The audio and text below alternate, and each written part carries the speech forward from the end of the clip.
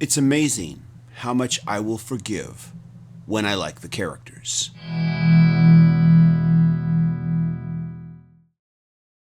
Hi, this is TJR. Justice League opened last weekend and it underperformed at the box office as well. As for myself, I thought the film was better than I expected it to be. But Warner Brothers, last weekend, you got what you deserved. I will now pause my review for a rant. Dear Warner Brothers / DC Comics, I love the DC universe of characters. I have grown up with them. I first read Superman and Batman comics when talents like Dennis O'Neil and Neil Adams were reinvigorating your brand back in the 1970s. So when you first announced that you had plans to compete with Marvel and bring us your own cinematic movie universe using your stable of DC Comics characters, I was thrilled. But ever since then, it feels like every decision you have made in regards to how to present your cinematic universe has been based on knee-jerk reaction, rather than having some kind of overall vision. Marvel and DC Comics both have had their stable of comic book characters taking place in a shared superhero universe now for decades. But Marvel was willing to take the gamble that the shared universe concept could also translate to the motion picture screen. I have to guess that when you saw Marvel's success with their cinematic universe, you must have said to yourself, hey, we've got the original superheroes. Which you do. Marvel's stable of characters would not exist without DC. So you must have said, let's do this too. To which I respond, great, bring it on. So you decided to start with Green Lantern. An interesting choice, but nothing wrong with that choice. Except that you paid no attention or consideration to what that character was about. Green Lantern is intergalactic. He is Star Wars crossed with superhero. He would have been closer to Guardians of the Galaxy than he is to Iron Man, which is what you tried to turn him into. It's not hard to imagine that you must have looked at the success of Iron Man and said, that's how we'll do Green Lantern. We'll make him an extremely talented but reckless type with father issues, and then you tried to make him earthbound. A reaction to Marvel's success, but the wrong reaction. Green Lantern didn't do the box office that you needed it to do, so you started over with Superman and said, the Christopher Nolan Batman films were dark and brooding, and they were successful, so let's make Superman dark and brooding. Only that's not Superman. A reaction to your own success, but again, the wrong reaction. Now, Man of Steel wasn't a terrible film, but it wasn't Superman either. I didn't hate it the way that some did. It wasn't my Superman, but I did feel that it had potential for the start of something at least. And I figured that this movie was probably just part one of a character arc, and that in the next Superman movie, he'd start to move closer to who Superman really is, if not get there entirely. Then the Avengers premiered and made more money than God. Hell, they made so much money that Disney could have opened a theme park on the moon if they'd wanted to. So again, you reacted, and this time out of the kind of impatience that only greed can drive you to. Someone in charge must have said something like, screw building a franchise like Marvel did. We want to fast forward to that Avengers money, and we want it now. Put Batman and Superman and Wonder Woman in the next film and introduce the rest of the Justice League while you're at it. So you had 4 to 5 movies worth of setup crammed into one absolute mess of a film that even the extended cut couldn't salvage. You know, there can only be one time that Superman and Batman meet for the first time in motion pictures, and it should have been one of the coolest cinema events ever. Instead, you turned it into one of the most loathed cinema events in movie history. It's the first time they meet, and we have to have a brooding and uninspiring Superman meet a homicidal Batman.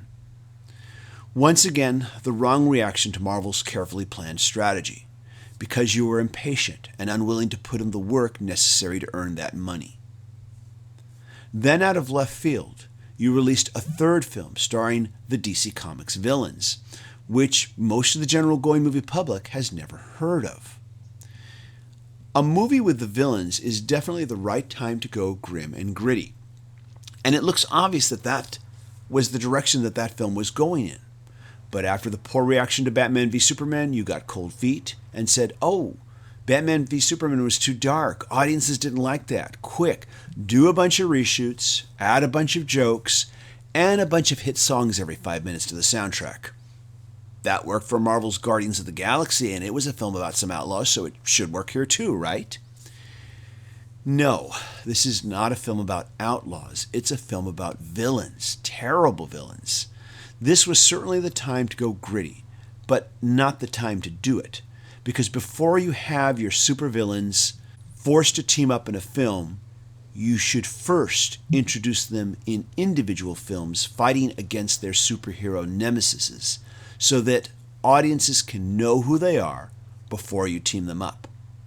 And when you do team them up, their mission should be some kind of dirty work kind of mission that the government could never get the real superheroes to do.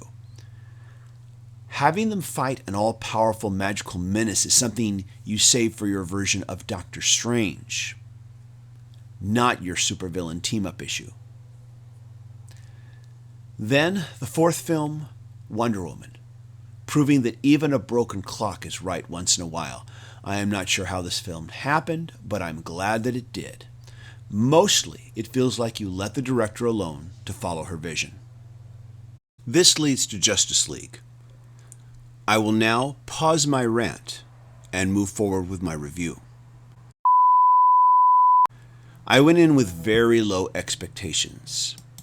We all know that Avengers writer and director Joss Whedon was brought in to do extensive rewrites and was then later asked to shoot the rewrites when director Zack Snyder had to step down after the tragic suicide of his daughter.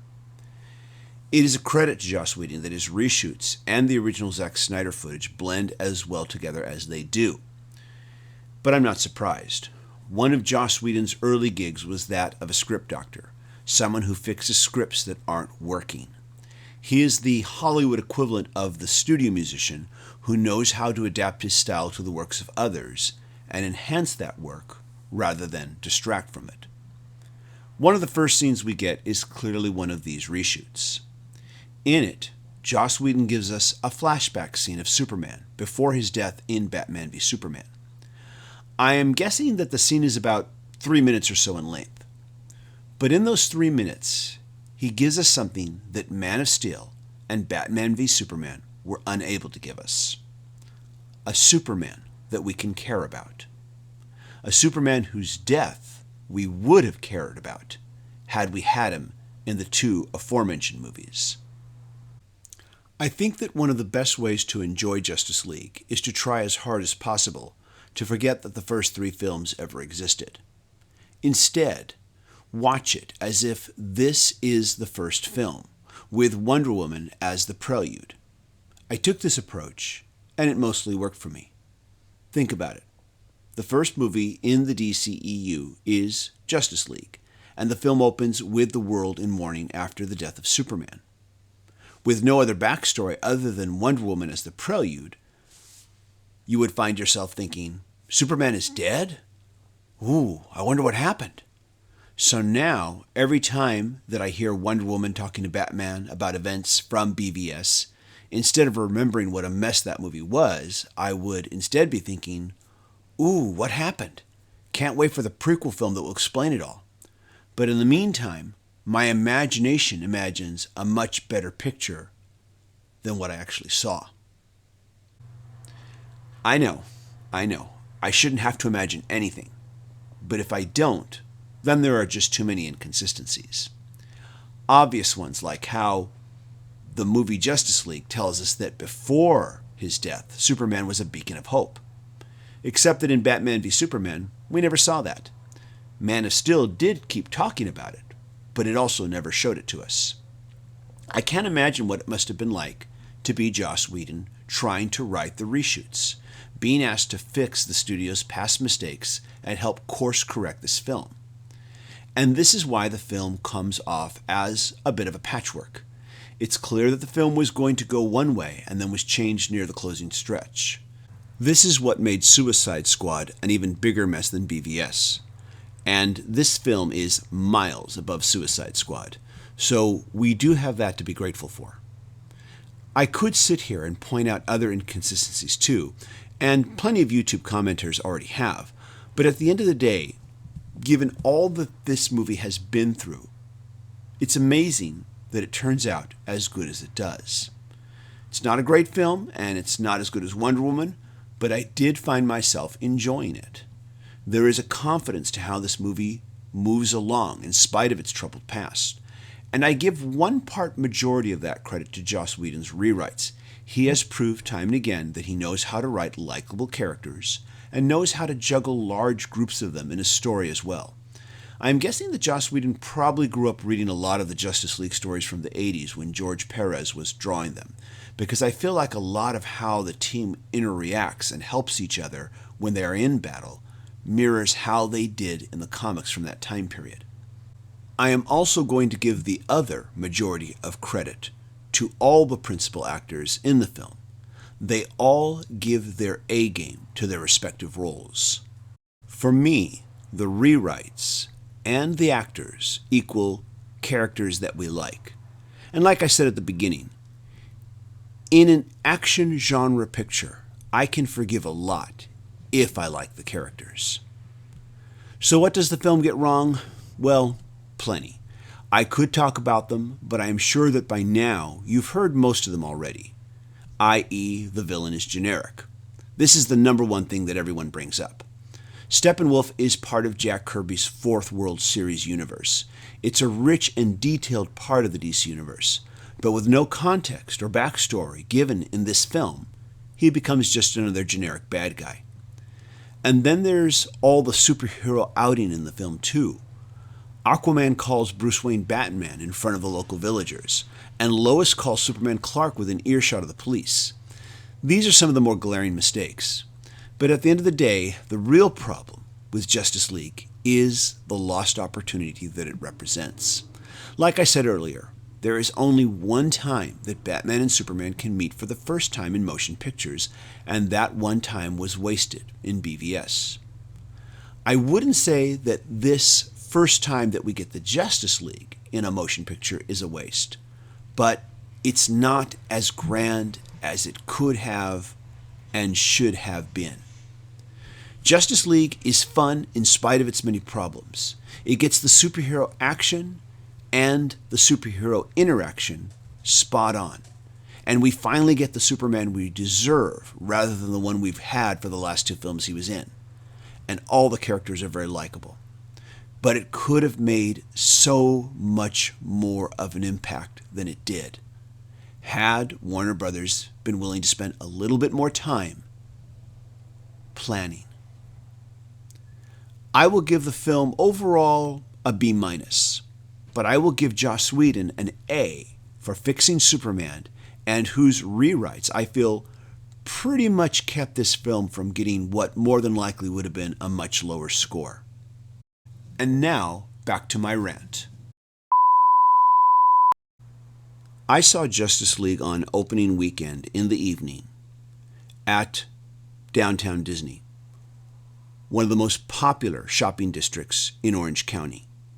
And the theater I sat in was only about half full. Justice League underperformed at the box office last weekend, and it's not hard to see why. You wanted Avengers money, but you weren't willing to put in the time and work necessary to earn it. Last weekend, Warner Brothers, you got what you deserved. This is TJR. Have you seen this movie? What did you think? Do you agree with what I've said? Do you disagree with what I said? And if so, why? I'm looking forward to reading what you have to say. As always, I implore you to keep your comments clean and be respectful of others. Please subscribe to the channel and please click notifications so that you can know when I release new videos. Thanks everybody again for watching. Take care. Bye-bye.